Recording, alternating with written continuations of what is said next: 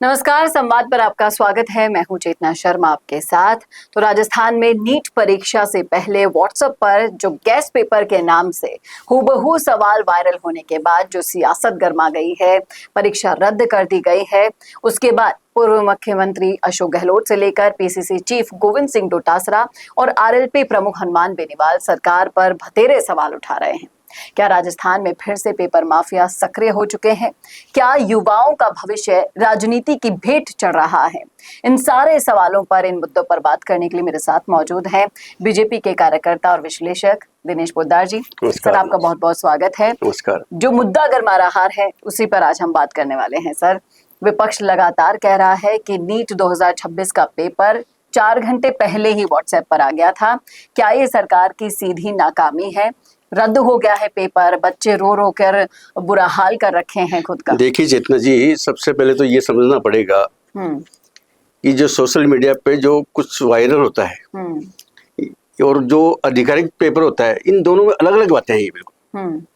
लेकिन अगर कहीं भी कोई गड़बड़ी हुई है तो उसकी जांच होनी चाहिए जी। इसमें तो कोई दो राय है ही नहीं। लेकिन मुझे हैरानी तब होती है जब वही लोग आज नैतिकता का पाठ पढ़ा रहे हैं जिनके समय में भर्ती परीक्षाएं बिल्कुल मजाक बनी हुई थी जी। अब देखिए 2021 की परीक्षाएं किसने रद्द की? हमारी सरकार ने रद्द की ना। घोटाले जब आप करते हो तो फैसला हमें करना पड़ रहा है जी। ये तो बिल्कुल सही जवाब दिया। और अब शायद पहला ही ऐसा मामला है जब सीबीआई जांच के लिए भी कह दिया है सरकार ने। अशोक गहलोत जी कह रहे हैं कि ओएमआर शीट बदलने के मामलों को भी दबा दिया गया क्योंकि सत्ता पक्ष से जुड़े हुए लोग उस घोटाले में शामिल थे। आपको क्या लगता है, कितना गंभीर आरोप है ये? ये बहुत बड़ा आरोप है और अगर इतना बड़ा आरोप है तो इसके सबूत भी होने चाहिए। सिर्फ प्रेस कॉन्फ्रेंस करके और कैमरे के सामने बोल देने से कोई सच तो साबित हो जाएगा जी। सवाल ये है कि जब वो खुद मुख्यमंत्री थे तब क्या कार्रवाई हुई? कितने बड़े लोगों को उन्होंने जेल भेजा जी। कितने नेटवर्क तोड़े उन्होंने? आज जनता सब समझती है जी। जब वो सत्ता में थे तब सिस्टम बिल्कुल सो रहा था और अब जब विपक्ष में वो हैं तो अचानक उनको युवाओं की चिंता याद आ रही है।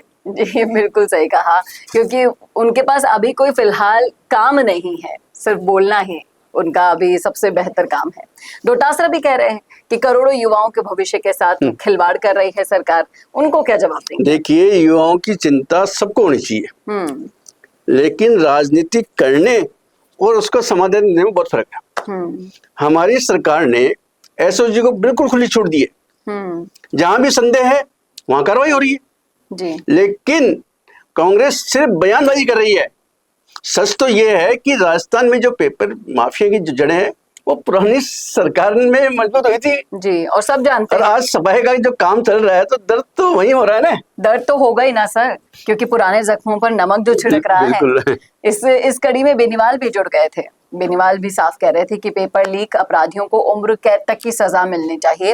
हालांकि सजा जो उन्होंने मांगी है वो वाकई में ठीक है, लेकिन आप इस बात से कितने सहमत? मैं इस बात से पूरी तरह सहमत हूँ। जो गरीब बच्चों की मेहनत बेचते हैं, जो रात दिन पढ़ने वाले छात्रों के सपने चुराते हैं, उनके खिलाफ सबसे सख्त कार्रवाई होनी चाहिए जी। लेकिन कार्रवाई सिर्फ भाषणों से नहीं होगी। ये बिल्कुल सही कह रहे हैं। कानून जमीन पर लागू करना पड़ेगा और हमारी सरकार वही काम कर रही है जी। अब कहीं ना कहीं जब से पेपर लीक की घटना हुई है तब से विपक्ष भी सर यही आरोप लगा रहा है कि एफआईआर भी दर्ज नहीं हो रही है। क्या सरकार इसमें अपने बड़े लोगों को छिपा रही है? क्या कहना है आपका इस मामले में? अगर कोई दोषी है तो वो कोई बचेगा नहीं बिल्कुल भी। लेकिन बिना जांच के सिर्फ मीडिया ट्रायल करना बहुत गलत है। आज विपक्ष चाहता क्या है? पहले अफवाह फैलाओ, फिर सरकार को घेरो, फिर युवाओं में डर पैदा करो जी। लेकिन जो राजस्थान की जनता है अब बिल्कुल समझदार हो गई है। उन्हें पता है कि कौन राजनीति कर रहा है और कौन व्यवस्था सुधार रहा है। हाँ, ये बिल्कुल सही कहा आपने। कहीं ना कहीं इस वक्त युवाओं की बात कर रहे हैं तो वो मायूस जरूर है, लेकिन भरोसा भी उन्हें है क्योंकि एसआई भर्ती भी रद्द तो करी है, सरकार के कार्यकाल में ही तो हुई है।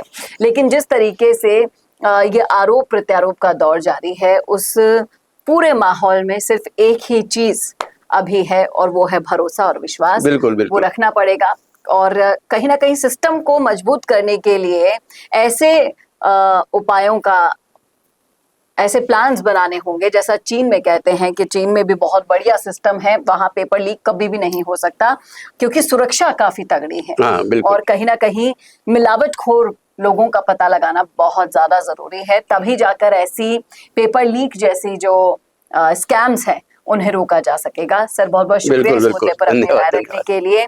उम्मीद यही करते हैं कि जल्द से जल्द जो भी इस पूरे प्रकरण में दोषी हैं वो पकड़े जाएं, उन्हें सख्त से सख्त सजा मिले। जो युवाओं के बच्चों के भविष्य के साथ खिलवाड़ कर रहे हैं उन्हें बख्शना तो नहीं चाहिए। क्या कहना है आपका, रखिएगा राय जरूर कमेंट बॉक्स में। कैसा लगा वीडियो बताना ना भूलेगा और ऐसे वीडियोस के लिए देखते रहिए संवाद भारत के लिए। नमस्कार।